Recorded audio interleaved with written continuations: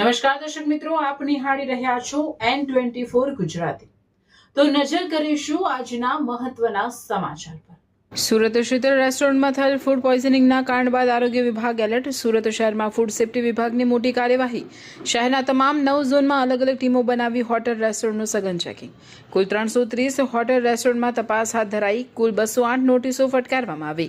નિયમોના ભંગ બદલ 17 હોટેલ રેસ્ટોરન્ટ બંધ કરાયા। સઘન ચેકિંગ અને કાર્યવાહીમાં કુલ 4,70,500નો દંડ કરાયો। તમામ ખાદ્ય વિક્રેતાઓને ગુણવત્તા, સ્વચ્છતા અને પ્રમાણપત્રોના નિયમોનું ચુસ્તપણે પાલન કરવા સૂચના। મારું નામ બી આર ભગત, ફૂડ સેફ્ટી ઓફિસર, સુરત મહાનગરપાલિકા।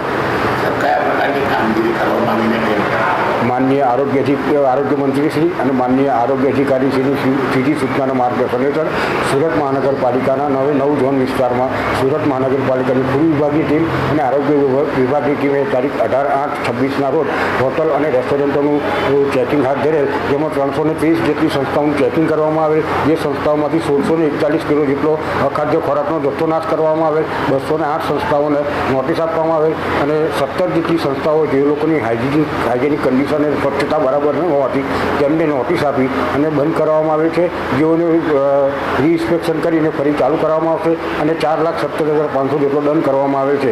તેમજ માનનીય આરોગ્ય મંત્રીશ્રીની સીધી સૂચના હેઠળ હવે પછીના દિવસોમાં, આગામી દિવસોમાં દિવાળી, રક્ષાબંધન જેવા પવિત્ર તહેવાર આવતા હોય, દૂધનો માવો, મીઠાઈઓ વગેરેનું સતત ચેકિંગ કરવાની કાર્યવાહી હાથ ધરવામાં આવનાર છે।